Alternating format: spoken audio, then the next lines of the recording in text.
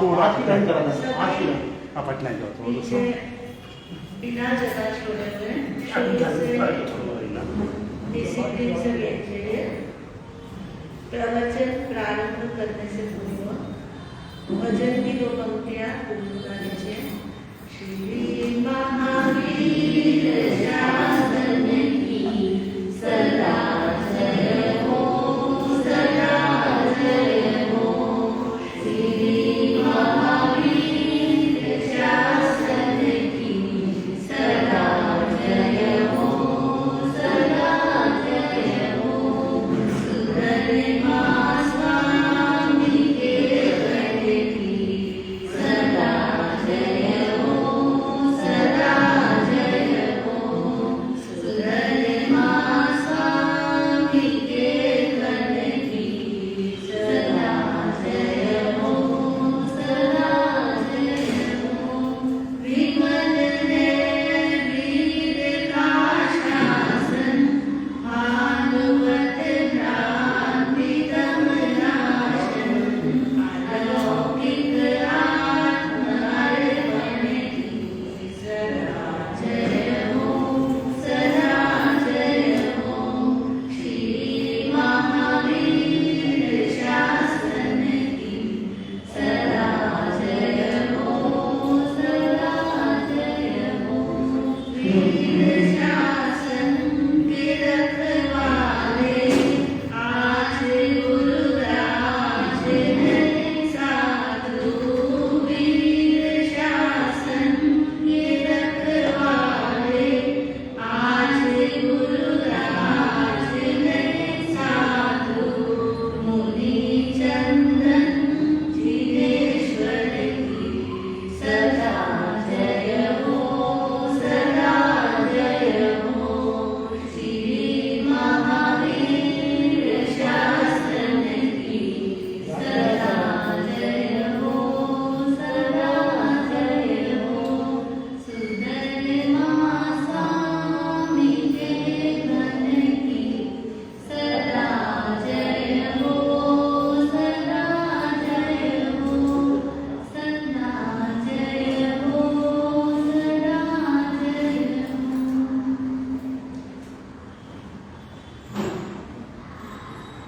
सातवीं प्रशंसा शिविर आपके सामने प्रवचन परमाणु जिनवानी सुनाएंगे। विश्वाधार जिने सरो निर्भय परमानंद रूपातीत रसादति वर्णनातीत जिन रूपातीत रसादति वर्णनातीत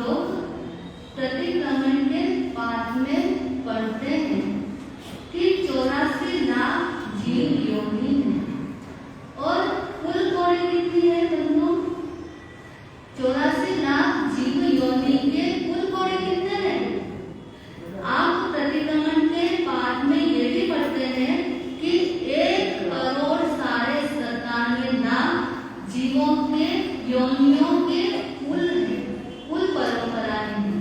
कितने हैं? 1,97,97,00,000। तो उन सब कुलों के अंदर इस जीव ने क्या किया है? जन्म मरण अनंत बार किए हैं।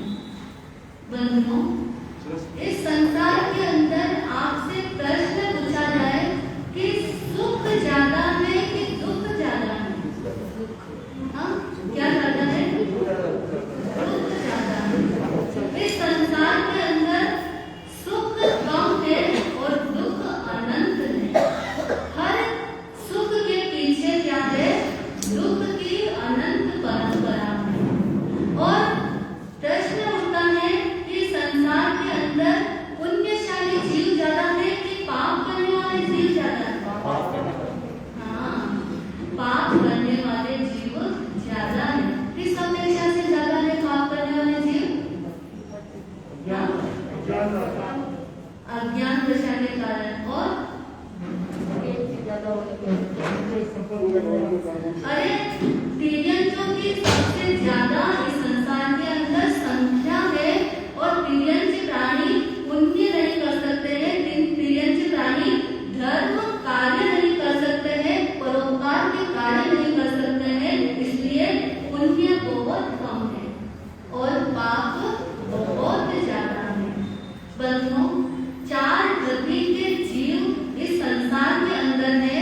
इस संसार में 5 जाति के भी जीव दिखाई देते हैं। 5 जाति एकेंद्रिय वन सेंस वाले जो प्राणी होते हैं, लिविंग प्राणी होते हैं, वे एक इंद्रिय का वाले होते हैं।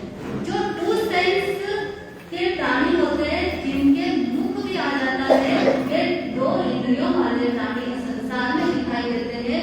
3 इंद्रियों वाले प्राणी जिनके 3 सेंस डेवलप हो जाते हैं, ऐसे 3 इंद्रियों वाले प्राणी होते हैं जिनके स्पर्श के साथ मुख और मुख के साथ में नोज यानी सूंघने की शक्ति भी जिनको प्राप्त हो जाती है, ऐसे 3 प्राणी। और 4 प्राणी जो होते हैं, जिनको 4 इंद्रियां यानी 4 सेंस ऑर्गन्स जिनको प्राप्त हो जाते हैं, ऐसे उनको चक्षु इंद्रिया यानी आईज भी मिल जाती है। ऐसे 4 प्राणी होते हैं। और 5 इंद्रियों वाले प्राणी जिनकी 5 इंद्रियां प्राप्त हो जाती हैं, और 5 इंद्रियां प्राप्त होने के पश्चात साथ में कोई मन वाले प्राणी है तो कोई बिना मन वाले प्राणी है। कोई प्राणी नारकी के अंदर है 5 इंद्रियों के सहित, और कोई प्राणी तिर्यंच के अंदर है। कोई देव है तो कोई मनुष्य है। 4 गतियों की व्यवस्था यहाँ पर हुई है। 5 जातियों की संसार के अंदर जीवों की व्यवस्था की गई है। और इस संसार के अंदर कहते हैं कि क्षणिक सुख के पीछे क्या करता है इंसान? रात दिन दौड़ता है। ये संसार क्या है?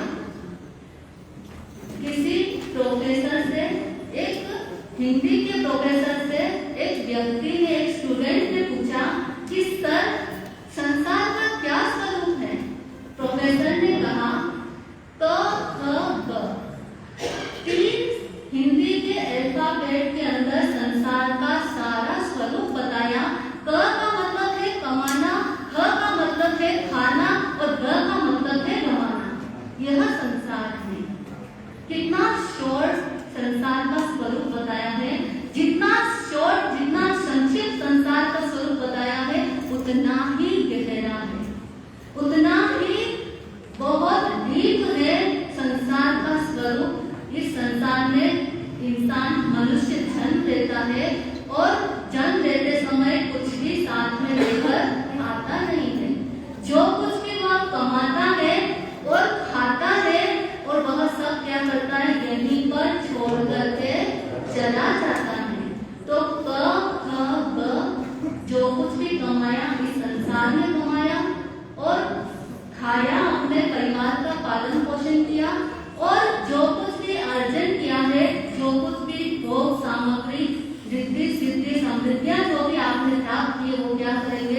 यहीं पर छोड़ करके चले जाएंगे। यही संसार का स्वरूप है। किंतु बंधुओं कहते हैं पेट भरना चाहिए, पेट ही नहीं भरना। परिवार का पोषण करना, परिवार का पालन करना ये कर्तव्य है, ये हमारी ड्यूटी है। किंतु आप उसके पीछे पेटियां भरने लग जाएंगे तो वह पेटी क्या है? पाप की भट्टी बन करके आपके साथ में चलने वाली है। जो भी आप कमाएंगे वो भट्टी क्या है? पापों की, वही अकाउंट आपके साथ में जाएगा। जो सत्कर्म भी करेंगे वही आपके साथ में जाएगा, जो पाप कर्म करेंगे वह आपके साथ में जाएगा। इसलिए अगर पेटी भरना है तो किसकी भरना? सत्कर्म की पेटी भरना। तो आपका बैंक बैलेंस जो है, बैंक का अकाउंट आपको सत्कर्मों की पूंजी इकट्ठी करेंगे तो वह पूंजी क्या करेगी? आपके साथ में जाएगी। किंतु वह पूंजी क्या काम की? जो नरक के अंदर और पीरियंस के अंदर ले करके जाए। प्राणी का, आत्मा का जो मनुष्य गति मिली है, जो उत्कृष्ट गति मिली है, देवता की तरफ से है। जिस गति के लिए ऐसी मनुष्य गति मिली है और उस मनुष्य गति के अंदर हम ऐसे पाप कर्मों का अर्जन ना करें कि उस आत्मा का पतन होकर के कहाँ चली जाए? आत्मा नरक और पीरियंस की मेहमान बन जाए। एक स्टेप आप बिजनेस में क्या करते हैं? पीछे स्टेप बढ़ाते हैं कि आगे तरफ बढ़ाते हैं? हर स्टेप बिजनेस के अंदर आप आगे की तरफ बढ़ाते हैं। उसी तरह आत्म पूंजी को इकट्ठा करने के लिए, आत्मा का शोधन करने के लिए आपको हर स्टेप बाय स्टेप आगे बढ़ना है। क्योंकि ये मनुष्य का जीवन बड़ा ही दुर्लभ है और इस मनुष्य के जीवन में कहते सुख पाने के लिए हम रात दिन दौड़ते हैं। रात दिन दौड़ करके भी क्या आप सुखी हो गए? हाँ? रात दिन सुख के पीछे भागने से क्या आप सुखी हो गए? नहीं हुए। कहते हैं संसार है एक नदिया, सुख दुख दो किनारे, जिंदगी और कुछ भी नहीं, सुख दुख की कहानी है। संसार है एक नदिया, सुख दुख दो किनारे, जिंदगी और कुछ भी नहीं, सुख दुख की कहानी है। कुछ होकर पाना है, कुछ पाकर खोना है, जीवन का मतलब तो आना और जाना है। दो पल का हंसना है, दो पल का रोना है, हंसने और रोने में यूं ही जीवन खोना है। संसार एक नदिया, सुख दुख दो किनारे, ना जाने कहाँ जाए ये बहती धारा है। संसार है एक नदिया। तो संसार तो क्या है? एक बहती हुई नदियाँ की तरह है और सुख और दुख जीवन के साथी हैं। सुख और दुख जीवन के अंदर एक साथ चलने वाले हैं। हम सुख के पीछे कितना भी भागे, कितना भी दौड़े, लेकिन दुख भी हमारा साथी। कहते ना, राही मनवा दुख की चिंता क्यों सताती है, दुख तो अपना साथी है, दुख तो अपना साथी है।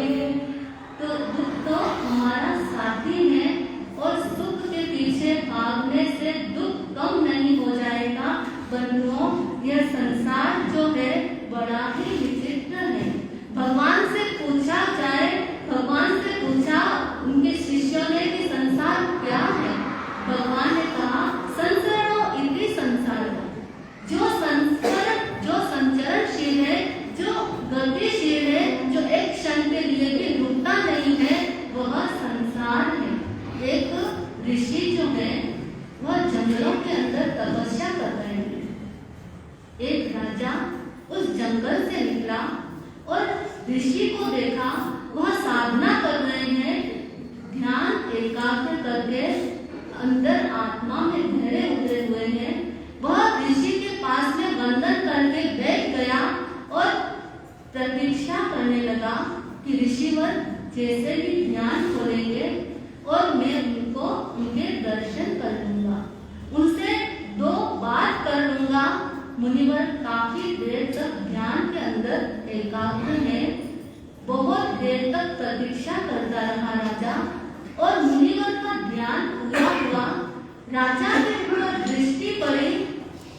राजा ने मुनिवर को प्रणाम किया और राजा ने मुनिवर से कहा कि मुनिवर, आप इस जंगल के अंदर तपस्या कर रहे हैं, साधना कर रहे हैं, आराधना कर रहे हैं, मुझे आपका धर्म लाभ चाहिए। आप कुछ दिनों के लिए मेरे राजमहल में चल करके रहिए, मुझे आपसे धर्म लाभ लेना है, मेरे राज्य को आपका धर्म का लाभ मिले, आप कृपा करके मेरे साथ चलिए। ऋषिवर को साथ में लेकर के राजमहल के अंदर आ गए। ऋषि वहां पर राजा के महलों में रह रहे थे। सारे राजसीय सुख और भोगों को भोगने लग गए हैं। काफी समय व्यतीत हो गया है। ऋषि ने नाम ही नहीं लिया, मुझे जंगल जाना है वापस। वह राजमहलों के अंदर, राजसी भोगों के अंदर इतने मशगूल हो गए कि उनको जंगल की याद ही नहीं आई। आप लोग विचार करेंगे, आपके यहाँ पर कोई साधु संत आ जाए और कुछ दिन वो शय्याकर के रूप में ठहरे और जाने का नाम ही नहीं ले, तो आप क्या सोचेंगे? हाँ, क्या सोचेंगे? बोलो ना, क्या सोचेंगे? हाँ, वह सोचने लगा, राजा चिंतन करने लगा, ये क्या साधु है, ये क्या ऋषि है। हाँ, उनको मैं राजमहल में लेके आया तो राजमहल के सुखों को भोग रहे हैं। हाँ, तो वो विचार करने लग गए कि ये तो ऋषि नहीं है, ये तो ऋषि के नाम से आडंबर कर रहा है, ये तो घोषणा कर रहा है, ये तप तपने का नाटक कर रहा है। राजा मुनिवर से कहने लगे कि मुनिवर, चलिए आपको मैं वापस कहाँ छोड़ूं? जंगल के अंदर छोड़ करके आ जाऊं। मुनिवर कहने तुरंत और राजगद्दी से उठ गए मुनिवर और कहने लगे, चलिए। शीघ्र ही वे जंगलों के अंदर जाने के लिए तैयार हो गए। जैसे भी वह जंगलों के अंदर गए और जैसे ही उनका स्थान जो आया, शिला जो है जिसके ऊपर वह साधना करते हैं, जैसे उस शिला को देखा और मुनिवर आकर उस साधना के अंदर अपने ध्यान के अंदर मग्न हो गए। राजा को बड़ा आश्चर्य हुआ, ये कैसे मुनिवर है कि मैं जंगलों से राजमहल में लेकर आया तो राजसी सुख भोगने लग गए, और जैसे ही जंगल के अंदर लेकर के आया और जंगल के अंदर वापस से अपने तपस्या के अंदर, साधना के अंदर मग्न हो गए। उसको बड़ा आश्चर्य हुआ। वह उस समय वहां से चला गया। मुनिवर तो ध्यान में है, किंतु वापस अगले दिन वह वापस उस मुनिवर के पास में आए, ऋषिवर के पास में आए और एक प्रश्न किया कि मुनिवर, यह आप कैसा स्वांग रच रहे हैं? क्या आप अपनी आत्मा को छल रहे हैं? कि देखिए, जब आपको राजसी वैभव मिला तो आप राजसी वैभव में उलझ गए और वापस जंगल में आए हैं, तो जंगल के अंदर आप अपनी साधना में लग गए। यह क्या रहस्य है? तो मुनिवर ने बहुत सुंदर जवाब दिया। मुनिवर कहने लगे कि देखो राजन, देखो महल, अभी भी तुम महल से बाहर आ गए, लेकिन महल तुम्हारे आत्मा के अंदर, तुम्हारे हृदय के अंदर है। किंतु मैंने तुम्हारे महलों के अंदर रहते हुए भी मैंने अपनी आत्मा को नहीं छोड़ा, अपनी आत्मा को नहीं भूला। महल मेरे अंदर नहीं है, महल और राज के भोग क्या है? तुम्हारे संसार मेरे भीतर नहीं है, संसार तुम्हारी आत्मा के अंदर है। मुनिवर ने बहुत सुंदर जवाब कि संसार का त्याग कब होता है? मन से त्याग होता है, आचरण से त्याग हो आवश्यक नहीं है। आपको लगता होगा साधु संत तो बड़े मजे करते हैं, उनको क्या काम है? ऐसे ही सोचते हैं ना आप लोग? हाँ, उनको क्या काम है? वो तो आराम से भोजी करते हैं, खाते हैं, आराम से अपना काम करते हैं, उनको कोई काम नहीं है। लेकिन साधु संतों को जितना काम होता है ना, हाँ, उतना काम गृहस्थ को भी नहीं होता है, देखा जाए तो। बंधुओं, संसार को अपने भीतर से हटाएंगे तब भी इस आत्मा का कल्याण होगा। कहते हैं, होता अगर संसार सुखों का धाम त्याग क्यों करते, क्यों तीर्थंकर चक्रवर्ती वन में कहीं विचरते, बड़े बड़े राजाओं ने क्यों जग से नाता तोड़ा, अपना विशाल निष्कंटक क्यों राज्य उन्होंने छोड़ा। क्यों छोड़ा? अपनी आत्म साधना के लिए, अपनी आत्मा को ऊंचाइयों के ऊपर ले जाने के लिए और धर्म के मार्ग पर बढ़ते हुए अपनी आत्मा का कल्याण करने के लिए संसार और संसारिक भोगों का त्याग कर दिया। बंधुओं, संसार का स्वरूप तो बड़ा ही विचित्र है, जितना भी बोला जाए उतना ही कम है, किंतु समय हमारे सीमा के अंदर हमें रहना है। इन्हीं शब्दों के साथ में मैं अपना वक्तव्य को विराम दूंगी। पूज्य मुनि जी का मंगलमय उद्बोधन आप लोग श्रवण करेंगे। ओम शांति। बोले हर्ष हर्ष राग द्वेष विजेतारं ज्ञातारं विश्ववस्तुनः शक्रपूज्यं गिरामीशं तीर्थेशं स्मृतिमानये तीर्थेशं स्मृतिमानये। शासन पिता देवादिदेव चरम तीर्थंकर श्रवण प्रभु महावीर स्वामी परंपरागत आचार्य वर्तमान आचार्य उपाध्याय सर्व साधु साध्वी वृंद परम आराध्य गुरुदेव जी गुंडी जी महाराज सबके पावन श्री चरणों में हृदय के अनंत आस्था के संपूर्ण उपस्थित धर्म श्रद्धालु श्रावक श्राविकाओं भाइयों एवं बहनों, हमारे जिन वाणी का उद्गम स्रोत का पहला पाठ कल पूरा हुआ, क्योंकि यह एक लंबी श्रृंखला है, एक परंपरा है। और उस परंपरा की हमने शुरुआत की कि भगवान महावीर स्वामी जो मूल इस पंचम काल के अंदर, पंचम आर्य के अंदर जो हमारा ये शासन है, उसके उद्गाता कौन है? भगवान महावीर स्वामी।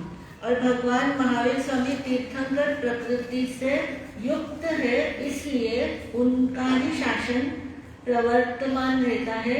अन्य केवल ज्ञानियों का शासन प्रवर्तमान नहीं होता है।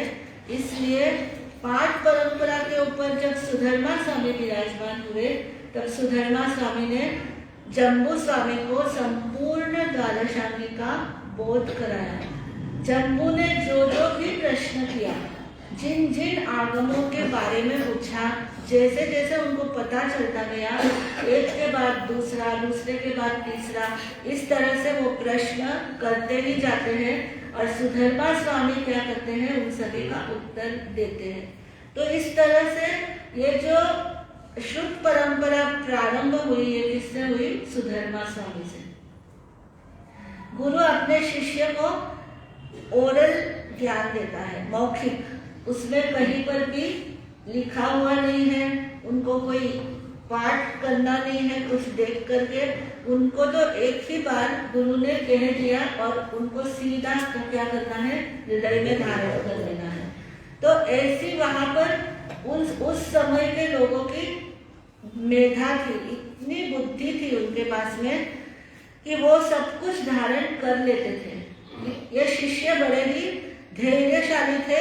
ये एक बार सुनकर के गुरु के मुख से सारा कुछ जान लेते थे कि क्या केवल उनको बताना नहीं पड़ता था कि क्या करना, क्या नहीं करना, क्या छोड़ना। वो खुद ही अपनी विवेक बुद्धि से क्या कर लेते थे, जैसी परिस्थिति होती वैसा आकलन करके और अपने रास्ते को आगे बढ़ाते रहते थे। तो इस तरह से ये शुद्ध परंपरा जम्बू स्वामी ने जब दीक्षा ले ली तो उन्होंने पूछ करके प्रारंभ की तो द्वादशांगी का पूरा जो हमें आज मिला हुआ है वो सुधर्मा स्वामी ने जम्बू स्वामी को दिया, और जम्बू स्वामी ने अपना एक शिष्य ढूंढा। वो कौन थे? वो स्वयंभव आचार्य हुए। स्वयंभव भी ब्राह्मण थे।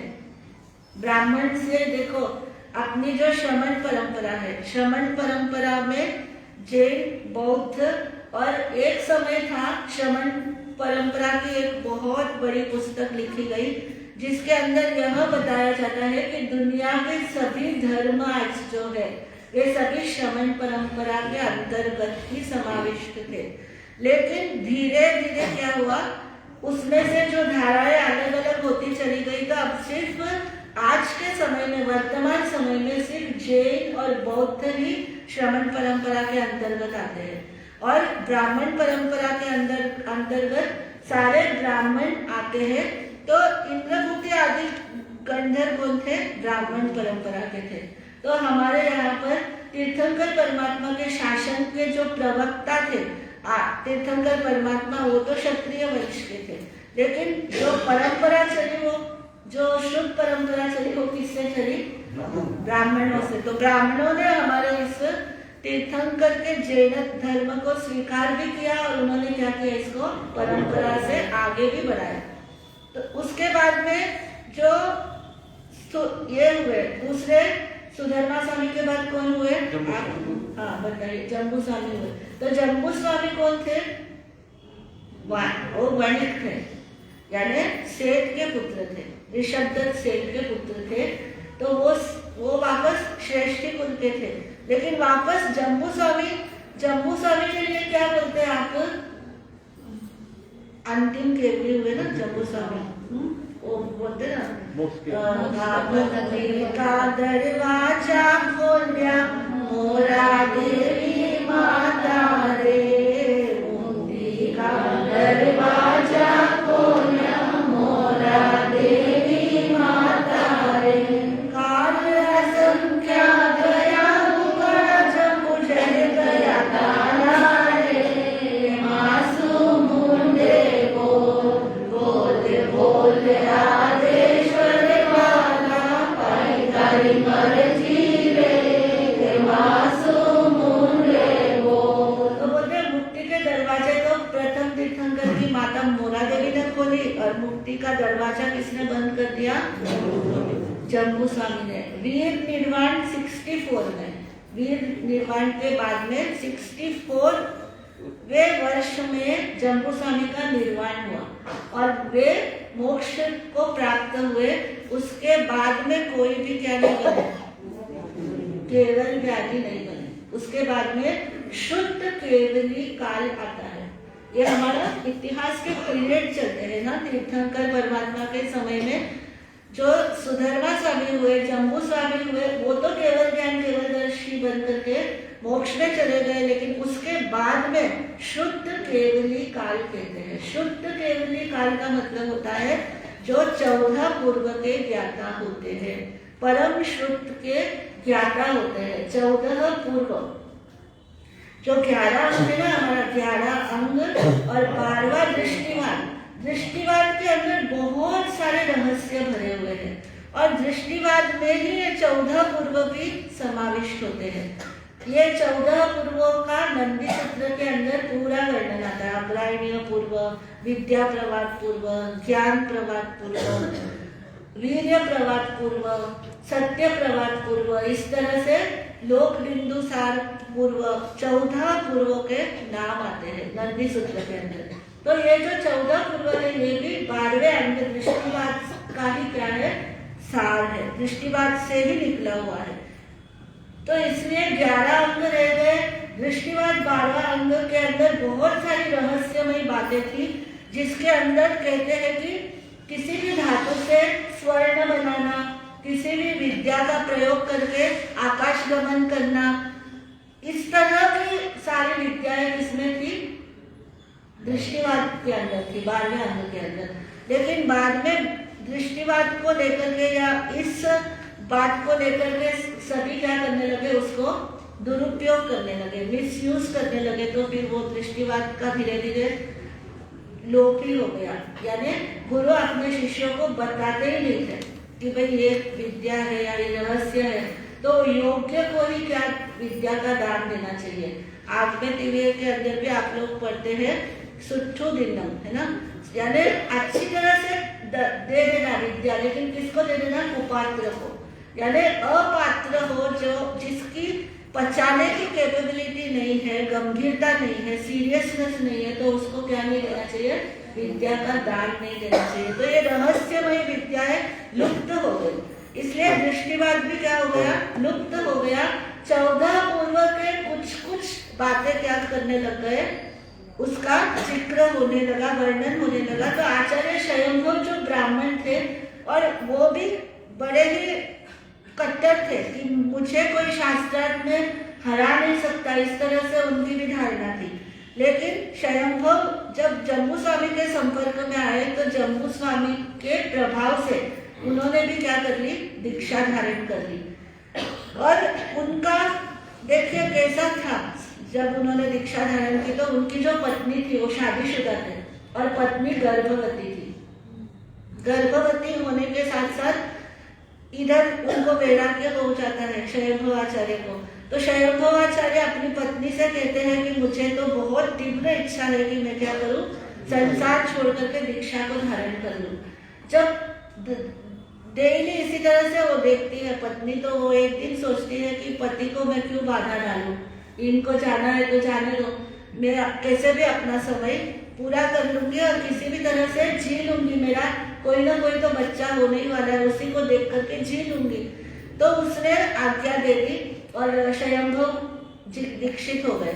दीक्षित होने के बाद में इधर बहनें उनको पूछती थी भाई तेरे क्या है, तो बोलती मनक है। मारवाड़ी में बोलते हैं ना, राजस्थानी में मनक है, मनक है, तो बोलती थी मनक है। तो गर्भवत काल पूर्ण होने के बाद में फिर उसने एक पुत्र को जन्म दिया, उसका नाम ही मनक के नाम से प्रसिद्ध हो गया। और वो मनक अब जब थोड़ा बड़ा हो गया, बच्चों के साथ खेलने लगा, तो बच्चे आपस में पिता की बात करते हैं, माँ की बात करते हैं। तो वह आकर के एक दिन जीत लेकर के बैठ गया कि मुझे मेरे पिता के बारे में बताओ, कहाँ है मेरे पिता। तो इतना जिद करके बैठ गया कि खाना भी नहीं खाना, मुझे पानी भी नहीं पीना, एक बार मुझे बता दो मेरे पिता कहाँ है। अब वो भी नहीं जानती उस जमाने के अंदर कि कहाँ ब्राह्मण विचरण कर रहे हैं। लेकिन उसने एक बात बता दी कि मैंने शायद चंपानगरी के उस तरफ सुना है कि वो उधर विचरण कर रहे हैं, इस तरह से सफेद वस्त्र पहनते हैं, हाथ में वो भिक्षा लेकर के भिक्षा के लिए घूमते हैं, और वो साधु जीवन के अंदर है। इतना ही मैं जानती हूँ, इससे आगे मुझे कुछ मालूम नहीं है। तो कहने लगा मुझे अभी इसी समय चंपानगरी की तरफ जाना है। तो माँ ने उसको भाटा तैयार करके दिया कि लेकर के जा रास्ते के अंदर। तो कहते धीरे धीरे धीरे करके वो पहुंच गया चंपानगरी के अंदर, और संयोग से स्वयंभुव आचार्य ही क्या हो रहे हैं, भिक्षा के लिए निकले हुए हैं। उन्हीं को देख करके वो बच्चा वहां पर पहुंच करके पूछता है कि मेरे पिता कहाँ है, मैं इस नगरी से आया हूँ और मैं मेरे पिता की खोज में हूँ, मैं इनका लड़का हूँ, ऐसे वो सारा परिचय देता है। तो आचार्य स्वयंभुव देखते हैं कि ये तो क्या है, ये तो मेरा ही पुत्र दिख रहा है।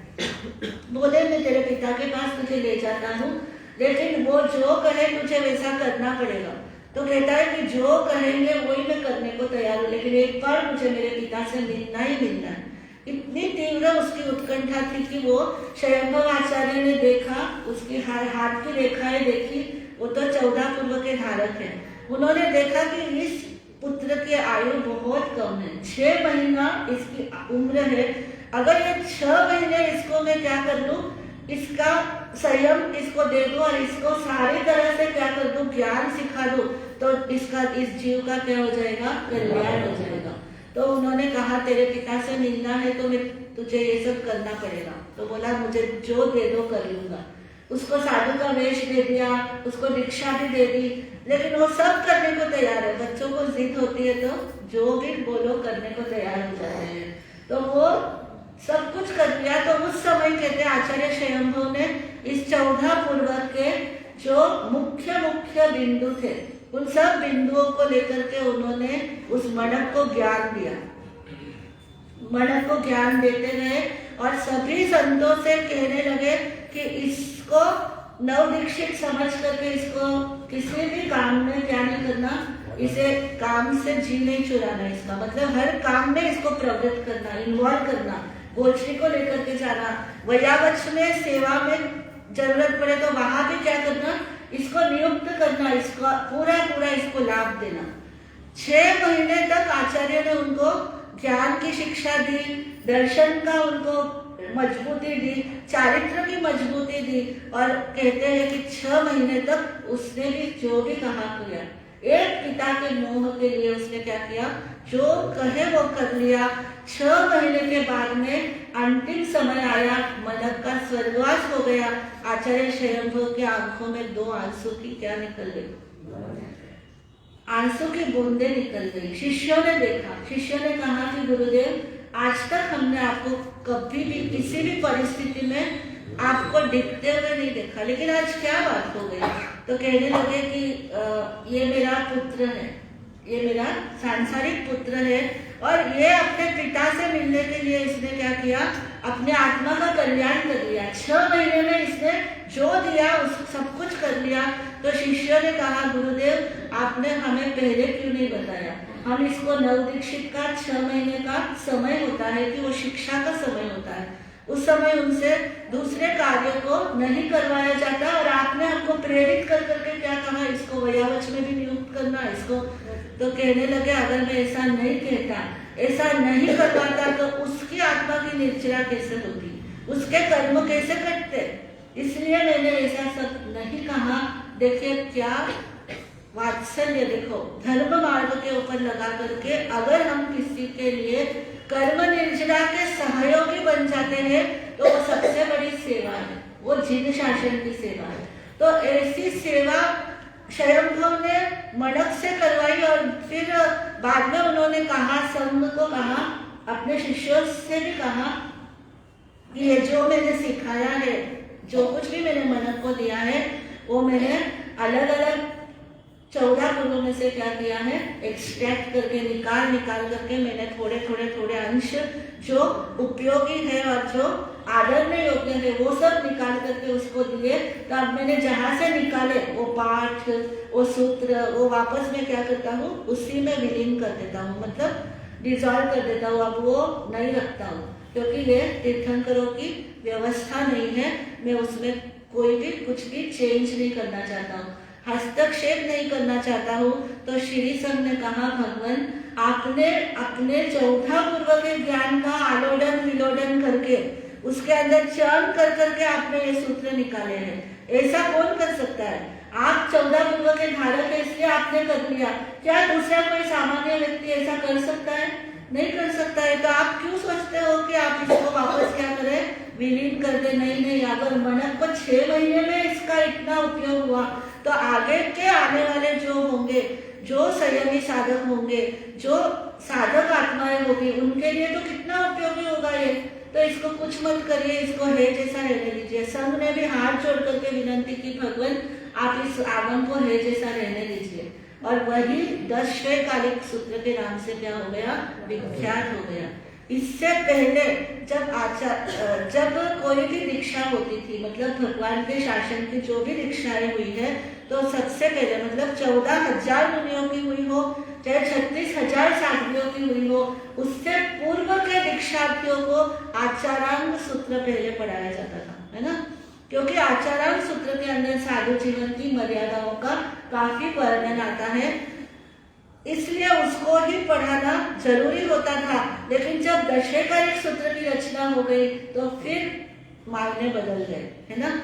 फिर ये हो गया कि भाई दशकालिक सूत्र में भी सारा आचार धर्म की व्याख्याएं की गई है, तो क्यों नहीं दशकालिक को भी एक कंपलसरी करके क्या किया जाए, वैरागी वैरागनों को पढ़ा करके और फिर ही क्या किया जाए, दीक्षा के लिए उनको उपस्थित किया जाए। तो तब से क्या हो गई, दशकालिक सूत्र की रचना हो गई।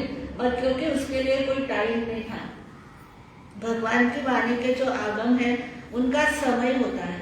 स्वाध्याय के समय स्वाध्याय करते हैं। काले न कहो सच्चाओ, अकाले कहो सच्चाओ, आता है ना आत्म दिव्य के अंदर कि आगम को असमय में करना और समय पर नहीं करना, दोनों ही क्या हो जाता है, दोनों ही गलत है। लेकिन क्योंकि 14 पूर्व के धारक जो होते हैं उनके अंदर जिन नहीं पण जिन सरीखे होते हैं, केवी मई नहीं पण केवी सरीखे होते हैं, इसलिए उनके पास अथॉरिटी भी है कि वो किसी को भी क्या कर सकते हैं, उसको किसी को जोड़ भी सकते हैं और किसी को उनको नहीं चाहिए तो मना भी करके नहीं भी पढ़ा सकते हैं, दोनों बातें होती है। लेकिन क्योंकि अथॉरिटी पुरुष है, 14 पूर्व के पाठक है स्वयंभवाचार्य, इसलिए विकाल में इसकी रचना हुई। विकाल यानी स्वाध्याय का समय नहीं था, वो तो कंटिन्यू उसको क्या कर रहे हैं, उसको शिक्षा दे रहे हैं। 14 पूर्व के सभी प्रवादों में से थोड़ी थोड़ी निकाल करके दे रहे हैं। तो उस समय उन्होंने स्वाध्याय का समय नहीं देखा कि मैं इस समय दूं, इस समय नहीं दूं।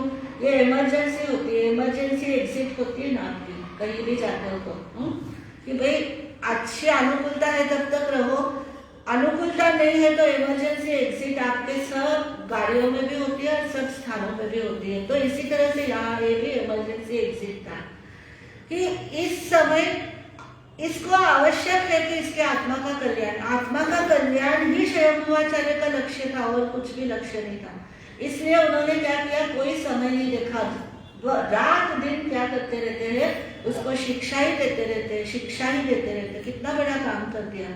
आज इसलिए बोलते हैं ना भाई, संथारा देते हो, कोई बीमार हो, कोई अगर अपने आप से डिप्रेशन में हो, जिसके मन के अंदर ऐसा होता है कि मैं जीवन मुझे नहीं चाहिए या रोगों से आतंक होता हो, ऐसे व्यक्ति को अगर आप सेवा करते हो, कैसी पॉजिटिव वाइब्रेशंस देने की सेवा करते हो, या उसको धर्म के रास्ते पर कैसे क्या क्या घटनाएं हुई धर्म कथानुयोग से जोड़ते हो, या उसको स्वाध्याय सुनते हो या स्वाध्याय में लाते हो, या उसके घर में जाकर के स्वाध्याय करते हो या धर्म कथाएं करते हो, तो क्या होता है, उसका समय जो कि नकारात्मक में जा रहा था, नेगेटिव में जा रहा था, वो क्या हो जाता है, पॉजिटिव में आता है। तो बहुत बड़ी सेवा होती है।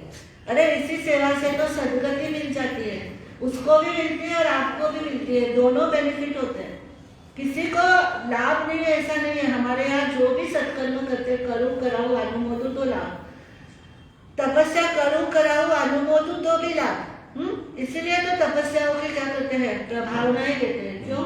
क्योंकि मैं करूँ तो भी लाभ है, नहीं मेरे से होती है, दूसरा करे उसका भी मैं साधुवाद देता हूँ, धन्यवाद देता हूँ, तो क्या मिलता है, उसका भी बेनिफिट मिलता है। तो कहते हैं कि ये करना, कराना, अनुमोदन करना, ये तीनों लाभ उनको प्राप्त होता है तो कौन पीछे रहेगा। तो यह जब स्वयंभवाचार्य ने विकाल के अंदर इस स्तोत्र की रचना की, तो वह विकालिक सूत्र के नाम से, दशकालिक सूत्र के नाम से प्रसिद्ध हुआ।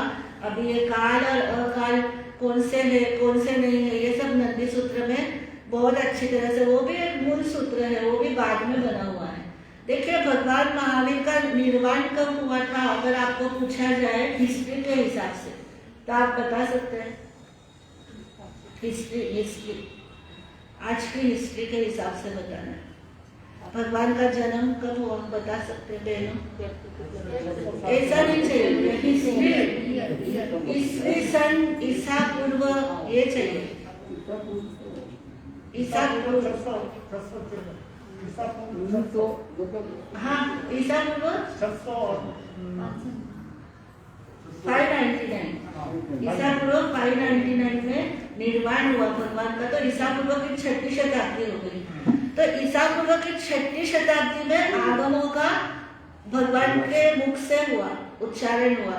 और उसके बाद में रचना कब हुई, तो रचना अभी पहली इन्होंने की, देखो स्वयंभवाचार्य ने फर्स्ट रचना दशकालिक सूत्र की, है ना। आफ्टर 61 के 64 वर्ष के बाद में वो कार्यकाल में आए, आचार्य के पद के ऊपर प्रतिष्ठित हुए, और उसके बाद उन्होंने पहली रचना दशकालिक सूत्र की हुई। तो उससे पहले आचारांग सूत्र की रचना हो चुकी थी। आचारांग सूत्र सबसे प्राचीन आगम है, क्योंकि सभी साधुओं को आचारांग सूत्र ही क्या किया जाता था, दीक्षा से पहले पढ़ाया जाता था। तो निश्चित हो गया कि आचारांग सूत्र, दशकालिक सूत्र बहुत पुराने हैं। आपको क्यों ये बताया जा रहा है, क्योंकि आगम एक समय में नहीं लिखे गए हैं। आगम बोले गए एक समय में, वाचना एक समय में, लेकिन लिखने की जो परिपाटी है, रचना की जो परिपाटी हुई, वो एक समय में नहीं, वो तुरंत नहीं हुई। चाहे हमारे वेद हो, चाहे हमारे आगम हो, लेकिन इनकी रचनाएं, वेदों का तो मंत्र नहीं बोलते हैं, वेद मंत्र है, अपौरुषेय है। वो तो कहते हैं कि किसी व्यक्ति के द्वारा बोले हुए ही नहीं है, ये मंत्र हमेशा से है, हमेशा चलते हैं। लेकिन अपने यहाँ पे तीर्थंकरों के माध्यम से आदि होती है, और हर तीर्थंकरों के माध्यम से आदि होती है, किसकी, हमारे आगमों की। लेकिन आगमों में कोई फर्क नहीं होता, ये सोचना समझना भी हमारे लिए बहुत जरूरी है कि 24 तीर्थंकर परमात्मा के जो आगम है, यानी 23 तीर्थंकरों ने जो आगम बोल दिए और 24वें तीर्थंकर महावीर स्वामी ने जो आगम बोल दिए, उन आगमों के विषयों में या आगमों के भाव में कोई फर्क नहीं आता। फर्क सिर्फ उसके प्रेडिक्शन में आता है। आचारांग सूत्र पहले नंबर पे आता है, तो सभी तीर्थंकरों के शासन में पहले ही नंबर पे आता है, दूसरे नंबर पे नहीं, क्योंकि आचार धर्म के आधार पे ही चतुर्विध संघ व्यवस्थाएं बनती है। इसलिए आचार धर्म, आचारांग तो सबसे पहले सभी तीर्थंकर क्या करते हैं, कहते हैं। तो आचारांग सूत्र के बाद में दशकालिक सूत्र लिखा गया, और उसके बाद में धीरे धीरे ये परंपरा आगे कैसे बढ़ती है वो हमें समझना है। आप लोगों की भी भावना है, जिज्ञासा है, तो हम इस विषय को थोड़ा आगे बढ़ाने वाले हैं ना। तो सुधर्मा स्वामी के बाद जम्मू स्वामी स्वयंभू स्वामी के शिष्य हुए यशोभद्र स्वामी। यशोभद्र स्वामी का बहुत ज्यादा वर्णन मिलता नहीं है। यशोभद्र स्वामी ने वैराग्य प्राप्त करके दीक्षा ली, संघ के आचार्य बने, लेकिन उनके जो शिष्य बने ना, संभूति विजय स्वामी, उनका बहुत बड़ा वर्णन आता है, वो भी शुद्ध केवली हुए। और उसके बाद में उनके शिष्य हुए भद्रबाहु स्वामी प्रथम, वो भी शुद्ध केवली हुए। अब आपको समझ में आ गया ना, शुद्ध केवली किसको कहते हैं, किसको, 14 पूर्व के धारक को शुद्ध केवली कहते हैं। तो यहाँ पर भद्रबाहु स्वामी भी शुद्ध केवली, मतलब भद्रबाहु स्वामी तक शुद्ध केवली परंपरा 14 पूर्व की चली है ना। तो संभूति विजय के शिष्य थे, कई शिष्य थे उनके, एक स्थूलीभद्र शिष्य थे। अभी यहाँ पर इतिहास भी आता है। स्थूलीभद्र जो थे ना, वो नवम नंद वंश भारत का चल रहा था उस समय, नंद डायनास्टी, नंदा डायनास्टी इंग्लिश में बोलते हैं। तो उस समय 9th नंद का शासन चल रहा था, और वहां पर पाटलिपुत्र के अंदर वो राज पुरोहित पद के ऊपर थे। राजा के जो गुरु होते हैं, राजगुरु, यानी राजा भी हर एक्टिविटीज करता है तो राजगुरु की आज्ञा निर्देश का लेकर के क्या करता है, कोई भी कार्य प्रारंभ करता है। तो इतना मान सम्मान किसका होता है, राजपुरोहित पद का होता है। और उसके अंदर स्थूलीभद्र के जो पिता थे, वो बड़े ही दक्ष थे, वो बड़े ही बुद्धिमान थे। उनके राज्य के अंदर, नंद के राज्य के अंदर एक और कवि थे, वराह मिहिर नाम के कवि थे। वो वराह मिहिर लोभी प्रकृति के थे, मतलब लालची थे।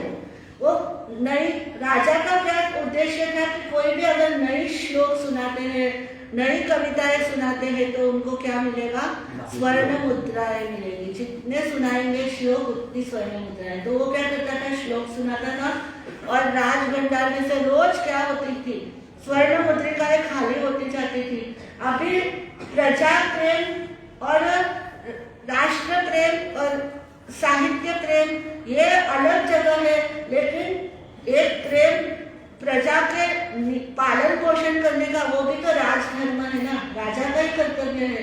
तो राजपुरोहित स्थूलीभद्र के पिता जो थे, वो देख रहे थे ऐसे करेंगे तो रोज कोष खाली हो जाएगा और हम सब प्रजा क्या खाएगी, क्या पिएगी। और कल को कोई भी अगर पर चक्र के राजा, पर राजा आएंगे तो क्या करेंगे, युद्ध कैसे लड़ेंगे।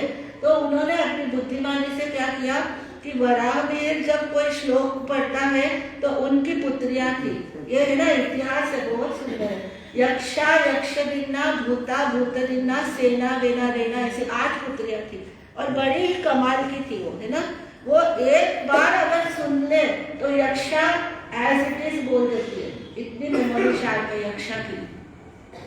तो क्या करते थे इनके पिता, वो वहां पर उसको पर्दे की ओट में खड़ा कर देते थे, किसी को पता न चले इस तरह से। और जैसे ही उन्होंने एक बार कवि ने बोला, वैसे ही वो बोलते थे कि ये कविता तो पुरानी है, ये श्लोक पुराना है, तो प्रमाणित करो। जब के कहा तो वो क्या बोलते हैं, यक्षा तू सुना, तुझे आता है ना ये श्लोक, तो वो सुना देती थी। हाँ, तो इस तरह से वो क्या करते थे, जब भी वो बोलते थे उस तरह से, तो उससे दिमाग में क्या हित की भावना है, न कि ईर्ष्या की भावना, उसको कोई जेलसी नहीं है कवि से। लेकिन राजकोष खाली हो जाएगा तो क्या करेंगे राजा, ये चिंता होने के कारण से वो क्या करते हैं, यक्षा को रोज आगे कर देते हैं। तो इसको तो बहुत गुस्सा आता है, किसको, वराहमिहिर को। सोचता है कि ये मेरे से चलता है, मुझे स्वर्ण मुद्राएं मिलती है तो इसके पेट में दुखता है। देखो, देखने का नजरिया है, और इसकी हित बुद्धि है, इसके बुद्धि में कोई खोट नहीं है कि इसको नहीं मिलना। लेकिन इतने लोगों को नहीं मिले तो फिर क्या करें, भूखे मरेंगे क्या प्रजा। ये हित की भावना से वो कर रहे हैं, लेकिन वो गलत सोचता है। एक दिन उसने ऐसा षड्यंत्र रचा कि उसने पूरे राजमहल के नीचे से लेकर के आगे काफी बड़ी सड़क तक पूरे शस्त्र अस्त्र सुसज्जित कर दिए, सारे वेपन्स एंड आर्म्स क्या कर दिए, बिछा दिए धरती के ऊपर, और ब्लेम कर दिया, आरोप लगा दिया कि ये जो, मुझे ना नाम याद नहीं आ रहा है, मैं कल बता सकती हूँ, जो स्तुलिभद्र के पिता है राजपुरोहित, इस राजपुरोहित ने क्या किया है, यह सारा कुछ इसने बिछाया है ताकि कभी भी रात को आकर के वो क्या करेंगे, आपकी हत्या कर देंगे। और इससे वो खुद क्या करना चाहते हैं, राज हासिल करना चाहते हैं। ऐसा षड्यंत्र उसने खुद ने रचा, और उसने किसके ऊपर डाल दिया आरोप, शकडाल के ऊपर, शकडाल नाम है। शकडाल जो था, बोले शकडाल ने ये सारे अस्त्र शस्त्र क्या किए, सुसज्जित करके यहाँ पे नीचे रख दिए हैं। तब शकडाल ने सोचा कि ये तो बड़ा धर्म संकट का समय है, अब मेरे पास में इसको ढकने के लिए या इस आरोप को मिटाने के लिए कोई रास्ता तो है ही नहीं है, क्योंकि ये सब देख लिया गया, सामने दिख रहा है। तो राजा तो काम के बच्चे होते हैं, और इसका जो राज दंड है यह भी मालूम है कि ये मृत्यु ही लेकर के आता है। राजदंड क्या है इसका, मृत्यु। और मृत्यु भी किसकी, मेरे अकेले की नहीं, पूरे परिवार की मृत्यु। पूरा परिवार मेरे कारण से मरे, यह मुझे मंजूर नहीं है। तो उन्होंने अपने पुत्र को, श्रीयक को कहा, बड़ा पुत्र स्तुलिभद्र है, छोटा पुत्र श्रीयक है, लेकिन स्तुलिभद्र कहाँ गए हुए हैं। स्तुलिभद्र बचपन से वैरागी है, और उसके वैराग्य को उतारने के लिए उसको कहाँ भेज दिया सबने मिलकर के, देखो आप भी करते हो ऐसा, वेश्या के यहाँ पे भेज दिया डायरेक्ट, क्लब में जाएगा, वहां पर रहेगा, तो क्या होगा, अट्रैक्ट होगा, भोगों में रचा बचा रहेगा। और सचमुच में स्तुलिभद्र को गए हुए कितने वर्ष हो गए, और जब इनका स्वर्गवास हुआ पिता का, अभी कैसे होता है वो बताते हैं। तो बोलते हैं कि श्रीयक छोटे बेटे को संबोधन करके शकडाल बोले कि श्रीयक, ये तो धर्म संकट का समय है, मृत्यु निश्चित है, लेकिन पूरे परिवार की मृत्यु हो ये मुझे मंजूर नहीं है। कल मैं जब राजमहल में जाऊंगा और जब मैं राजा के सामने क्या करूंगा, प्रणाम करूंगा झुक करके, उस समय तो क्या करना, मेरी तलवार से सिर अलग कर देना। श्रीयक बोला, मैं नहीं करता, पिता हत्या का पाप मुझे लगेगा, ये मुझे नरक में भेजना है पिताजी, मैं नहीं कर सकता ये काम। बोले, देख बेटा, ये धर्म संकट का समय है, और अगर तुझे ऐसा लगता है तो मैं तालपुट विष अपने मुंह में रख दूंगा, तब भी मैं मरने वाला हूँ। लेकिन राजद्रोही पिता का तू हत्यारा है, ऐसा व्यवहार में तो सब लोग देख लेंगे, मरूंगा तो मैं उस विष के प्रभाव से, लेकिन मरे हुए को मारना तो कोई मृत्यु नहीं होती है। बहुत समझा बुझा करके उसको तैयार किया, और श्रीयक अगले दिन जब राजमहलों में श्रद्धा लाते हैं तो वो क्या करते हैं, तलवार से उनका सिर अलग कर देते हैं। तो उसी समय राजा जोर से चिल्लाता है, श्रीयक क्या कर रहे हो, अरे तुम क्यों इसका सिर अलग कर रहे हो, क्या बात हो गई। तो बोले पिता, अगर राजद्रोही भी हो तो राजद्रोही चाहे पिता भी क्यों न हो उसकी भी हत्या कर देनी चाहिए। ऐसा कहने पर राजा को बहुत अफसोस हुआ और बहुत परेशान हुआ। राजा कहने लगा, मेरा इतना वफादार, इतना अच्छा मेरा राजपुरोहित वह चला गया, उसको बड़ा दुख होता है। तब वो श्रीयक से कहते हैं कि श्रीयक, राजपुरोहित पद के ऊपर तुम आ जाओ। तो श्रीयक बोलता है, नहीं, मेरे बड़े भाई है, स्थूलीभद्र है, आप उनसे निवेदन करिए, पहले वो इस पद के अधिकारी है। तो उस समय पहले 12 वर्ष हो गए कोषाध्यक्ष के यहाँ पे, 12 वर्ष स्थूलीभद्र को हो गए रहते रहते, उसने कभी सुध भी नहीं की, अपने पिता की नहीं, माता भी नहीं, परिवार की नहीं। क्या करने भेजा था, क्या हो गया, देखो क्या करने भेजा था उसको, वैराग्य से विमुख करने भेजा हो तो परिवार से भी विमुख हो गया। ऐसे ऐसे होते तो ध्यान रखना पड़ता है कि पुत्र क्या चाहता है, क्या नहीं चाहता है। उस समय की बात और आज के समय की बातों में बहुत अंतर है, लेकिन तब भी कुछ ऐसी स्थितियां हो जाती थी और आज भी कुछ इस तरह की स्थितियां आ जाती है। तो ऐसे आ जाती है। तो उस समय पहली बार जब स्थूलीभद्र को जाकर के बुलाया कि तुमको अपने पिता का कंधा देना है, तुम आओ, तब भी वो आने का नाम नहीं लेता है। बहुत जबरदस्ती क्या करते हैं उनको। श्रीयक ने अंतिम संस्कार करके संदेशा भेजा कि अरे पिताजी का देहावसान हो गया, इसलिए बुला रहे हैं। तब वो आए स्थूलीभद्र, और जब उनको पता चला कि पिता के इन कारणों के कारण से मृत्यु हो गई और वही पद लेने के लिए मुझे राजा मजबूर कर रहा है, तो वो बोला, मुझे तो ये पद नहीं चाहिए। जिस पद ने मेरे पिता की हत्या बिना समय असमय में कर दी, ऐसे पद को लेकर के मुझे तो क्या करना है। तो बोले, मुझे ये पद नहीं चाहिए राजा, जिसको चाहिए उसको ये पद आप दे दीजिए। उसके बाद स्थूलीभद्र को संभूति विजय मुनि का संसर्ग प्राप्त हुआ और वो भी क्या हो गए, दीक्षित हो गए। वो अकेले ही दीक्षित नहीं हुए, बाद में श्रीयक भी दीक्षा ले ली। यक्षा यक्षदिना भूता भूतदिना सेना वेना रेना सब 8 बहने दीक्षा ले लेते हैं, लेकिन दीक्षा लेने के बाद भी धैर्य और संयम की उच्च पराकाष्ठा के ऊपर स्थूलीभद्र आचार्य पहुंचते हैं। संभव है आपको ये कथा पता भी है या नहीं भी पता है कि नेपाल के अंदर वो चले गए। अगर कईयों को नहीं पता है तो हम उसको आगे समय के अनुसार उसको बताएंगे, क्योंकि वो भी एक बहुत अद्भुत है, बहुत अद्भुत है। मतलब ये जिन शासन के अंदर हमारा शुद्ध केवली काल कैसे चलेगा, ये बहुत बड़ी चिंता का विषय है। वापस ये शुद्ध कैसे चलेगा, आगे कौन इस परंपरा का पालन करेगा, कौन इस तीर्थ को आगे चलाएगा, ये बहुत बड़ी चिंता का प्रश्न था। और उस चिंता को लेकर के श्री संघ सब उपस्थित होते हैं मुनियों के पास में। ऐसे ऐसे सम्मेलन पहले वर्कशॉप ऐसे होते थे, कुछ कार्य होते थे, शासन की उन्नति कैसे हो उसके चिंतन होता था, विचारणाएं होती थी। उसमें किसी का अपना निजी स्वार्थ नहीं होता था। निजी संप्रदाय तो उस समय कोई थी भी नहीं, और उस समय तो एक ही है कि तीर्थंकर का शासन, तीर्थंकर की जिनवाणी जो इतनी कल्याणकारिणी है, वो आगे आगे हम कैसे इसको लेकर के जा सकते हैं। तो सभी चिंता में थे, और उस चिंता को किस तरह से स्थूलीभद्र ने क्या किया, एक नया आयाम दिया, नया रास्ता दिखाया, एक आशा का संचार संघ के अंदर किया कि नहीं, शासन चलने वाला है। शासन के अंदर आज भी ऐसे धुरंधर स्मरण शक्ति वाले विलक्षण प्रतिभा संपन्न पुरुष है। इस तरह की आशा दिलाई किसने, स्थूलीभद्र ने। तो स्थूलीभद्र की जो घटना है वो हम समय आने पर सुनने का प्रयत्न करेंगे।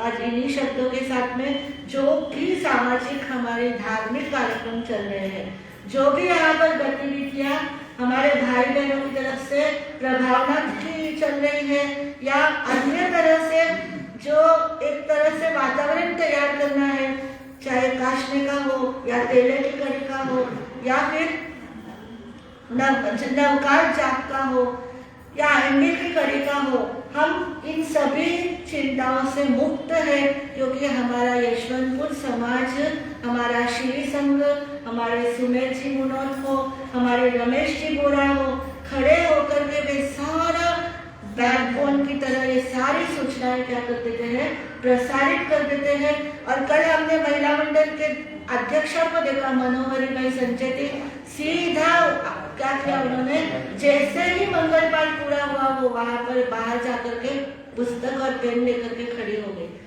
तो ये जो पूरी की पूरी सामाजिक धार्मिक गतिविधियों की भागदौड़ है, हमारे को बहुत गर्व महसूस होता है कि हमारे श्री संघ, हमारे महिला मंडल, हमारे उपस्थित रहने वाले सभी धर्म प्रेमी श्रावक और श्राविकाएं बहनें बहुत अच्छी तरह से क्या कर रही है, इसकी डोरी को आगे से आगे संचालित कर रही है। यही एक बहुत बड़ा क्या होता है, जिन शासन की प्रभावना का एक मायना होता है, एक नजरिया होता है कि इस डोर को कैसे हमें आगे पहुंचाना है। इस चातुर्मास तो हर वर्ष आते हैं चले जाते हैं बंधुओं, लेकिन चातुर्मास की भागदौड़ को, मिले हुए समय को किस तरह से हमें सुंदर से सुंदर बनाना है, इसके लिए हमारे श्री संघ को, सभी को हम बहुत बहुत तहे दिल से क्या करते हैं, धन्यवाद देते हैं, साधुवाद देते हैं कि आप इस शासन प्रभावना के अंदर सभी भाई बहनों को जो पीलिया से आते हैं, दासरहल्ली से आते हैं, कल हमारे श्रीरामपुरम से भी आए हुए थे, हमारी प्लैटिनम सिटी से भी बहनें आज आई हैं, तो जो भी आते हैं वो धर्म सभा की और तीर्थंकर परमात्मा के उपदेशों की क्या कर रहे हैं, शान बढ़ा रहे हैं। तो उन सभी से हमारा निवेदन है कि समय के ऊपर आए और समय पर प्रवचन का, धर्म कक्षा का भी आज बहुत सुंदर वातावरण था। लगभग 27-28 हमारे युवक यहाँ पर शामिल थे और युवकों की तरफ से हमें बहुत अच्छा आश्वासन मिल रहा है कि अगली बार हम क्या करेंगे, इस संख्या को और बढ़ाएंगे। तो यही हमारे को चाहिए और कुछ नहीं चाहिए बंधुओं, धर्म की प्रभावना हो और यह उन्नति की तरफ जिन शासन बढ़े। इन्हीं शब्दों के साथ में अपने वक्तव्य को विराम देती हूँ। आगे का सूचना है, अच्छा मंगल पाठ के बाद नमो अर्यंताणम चैता हनुमासम चक्रवर्ती महित्रियो संति संति करेलो ये पत्तो हे मनंतरम। जय गुरुदेव श्री श्री चत्तारी मंगलम अरिहंता मंगलम सिद्धा मंगलम साहू मंगलम केवली प्रणतो धम्मो मंगलम। चत्तारी लोगुत्तमा अरिहंता लोगुत्तमा सिद्धा लोगुत्तमा साहू लोगुत्तमा केवली प्रणतो धम्मो लोगुत्तमो। चत्तारी शरणं प्रवचामि अरिहन्ते शरणं प्रवचामि सिद्धे शरणं प्रवचामि साहू शरणं प्रवचामि केवली प्रणतं धम्मं शरणं प्रवचामि। चार शरण दुख हरण जगत में और न शरणा कोई होगा। श्लोक प्राणी करने आराधन उसका अजर अमर पद होगा, उसका सदा ही मंगल होगा।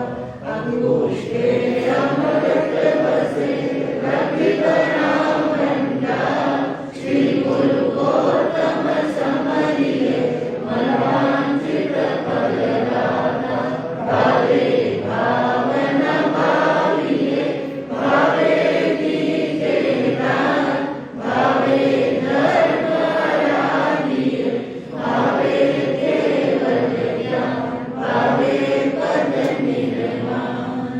शासनपति स्वयं भगवान महावीर स्वामी के चरणों में कोटि कोटि वंदन नमन अभिवंदन। कतर विराजित अपर पूज्य गौरी में डॉक्टर प्रतिभा श्री मला साहब, डॉक्टर प्रशंसा श्री मला साहब के पवित्र पावन चरणों में कोटि कोटि वंदन नमन अभिवंदन। आज की धर्म सभा में उपस्थित सभी धर्म प्रेमी बंधुओं का, माताओं का, बहनों का श्री वर्तमान स्थान निवासी जैन श्रावक संघ हार्दिक स्वागत करता है, अभिनंदन करता है। बाहर गांव से पधारे मेहमानों के लिए भोजन की व्यवस्था एवं दिन भर धर्म आराधना करने वालों के लिए भोजन की व्यवस्था, अमृत करने वालों के लिए, एकादशी करने वालों के लिए श्री संघ के ऊपर चौके में रखी गई है। कृपया सर भोजन करने के लिए पधारे और श्री संघ को सेवा का मौका प्रदान कराए। बहुत ही सुंदर आज का प्रवचन जिनवाणी की जो गंगोत्री है उसका पार्ट 2 और आगे भी ये चलती रहेगी। बहुत ही सुंदर व्याख्या, कितना ज्ञान है महासती जी और कितनी जानकारी आपको ये परोस रहे हैं। तो ऐसी जिनवाणी सुनने के लिए आप जरूर जरूर समय पर पधारें। प्रतिदिन प्रवचन का समय यही रहेगा 9 से 10 बजे तक। आप सभी समय पर पधारें।